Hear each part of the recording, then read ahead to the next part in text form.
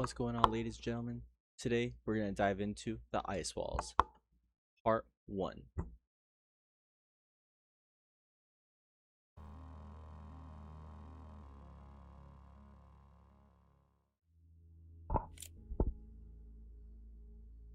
Basics. To begin with, I just want to explain the theory in the most layman's terms possible, just to make it as easy for you as I can. That way you can kind of get a baseline for how the video is going to go, and I kind of just want to set the video on a correct course. If you do want to skip ahead to the creature and the land explanations and the history and stuff, again, check the timestamps. This beginning part will be the prehistory and the basic overview. In this theory, the actual shape of the world is not a sphere like we've been told. It's not a flat earth or anything, actually. That's not involved in the theory, but instead, it's more of a snowman shape with planets stacked on top of each other, connected like a snowman. Earth and all the stuff that we know about it, its 7 continents, all that stuff, it sits on the top of the snowman, where a head of an actual snowman would be. And to the south, or the bottom of our planet Earth, below Antarctica, is the next planet, the body of the snowman. This planet is called Atlas. It's a much larger spherical planet as well, about twice the size of Earth, but below Atlas, on its southern tip, beyond its border, is the biggest planetoid body in this grouping, known as Akupara. So Earth, Atlas, Akupara, this makes the giant planetoid body. And then there looks like there's a bottom one, the world of the wastes.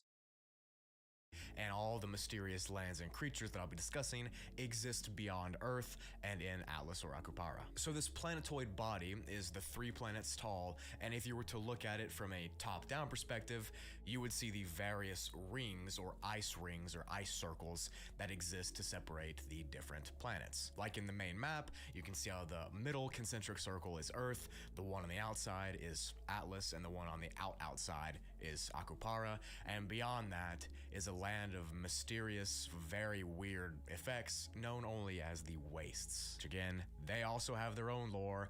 Don't worry about it. Lore, there's lore everywhere, okay? But this collection of planets, this body, this snowman, is known as Gaia or Gaia. Now, Earth and Atlas, I think it's pronounced Gaia, this guy.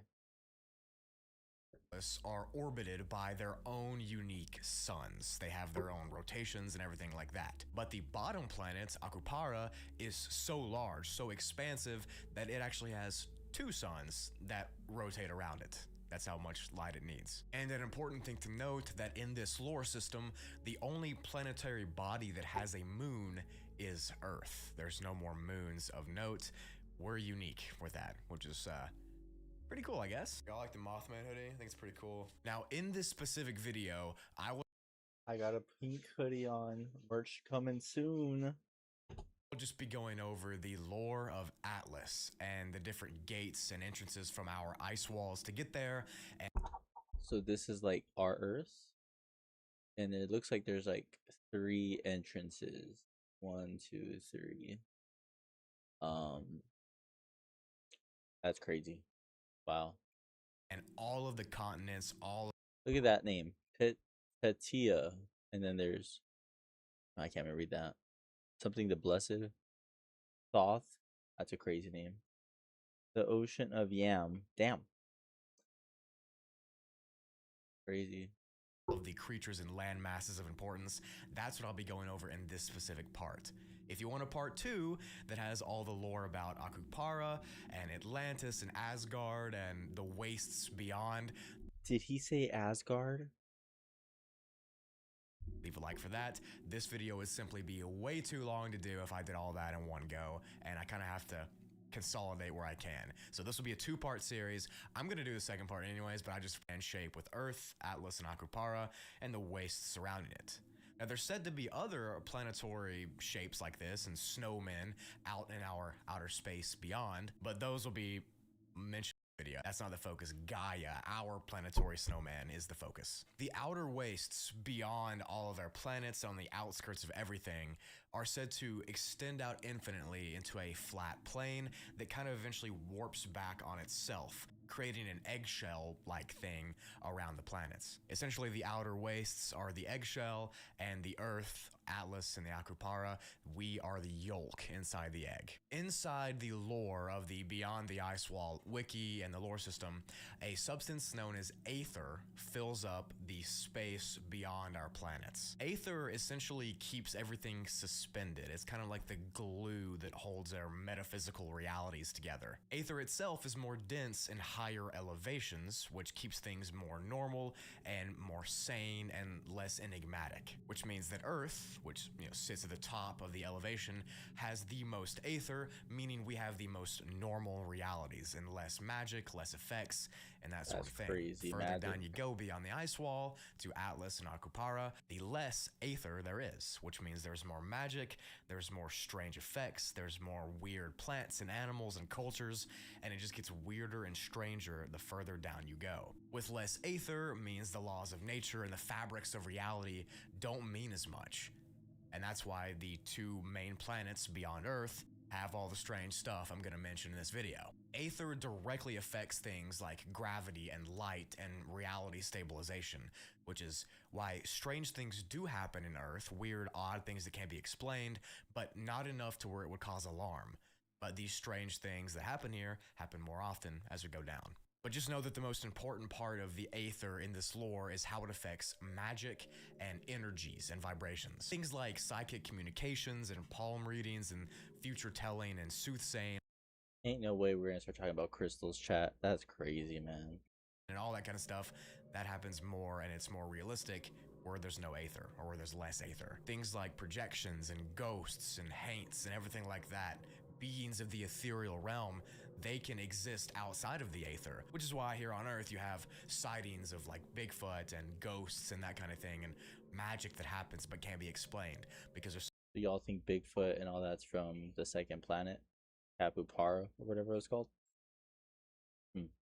so much aether here that keeps everything in line. Okay, so just to make sure you're still with me here and you haven't clicked off the video and you're not going insane, let's recap a few things. In the world behind the ice wall lore, Earth, Atlas, and Acropara are on top of each other like a galactic snowman. They're connected by their southern poles, and beyond those walls of ice, or walls or borders or whatever, is how you get to the different planets. Everything is surrounded by this aether material, this invisible strand that keeps us all together, and where there's aether, there's normalcy, and the further down you go, the less aether there is, therefore the less normalcy there is. Those wastes on the outer edges of the map, they come out and they make an eggshell around our Gaia, our planetary snowman, and the planets that I just talked about act as the yolk inside, and the aether material that keeps it all together acts as the egg whites, that liquid that keeps everything together. In this lore system as well, there's another substance that's pretty similar to aether, but it's called azoth,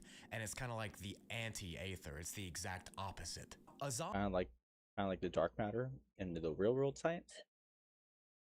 is essentially this substance that flows through all matter. It's power, and it's in very high concentration at the very center of our Earth, specifically in Agartha. I probably just woke up Wendigo saying that. But anyways, Azoth gives people this energy, this life force, this power, and the aether, as I said earlier, kind of limits that magic, that infinity. So it's always the Azoth and the aether kind of dueling in this cosmic battle of sorts for power and for domination. Think of it as matter and antimatter. They're all doing their own thing, and it's all helping the world or hurting the world show its magic or hide its magic and those kind of properties. You still with me, please? So what I've just described is actually the simplest way I can very briefly summarize this theory and the lore therein.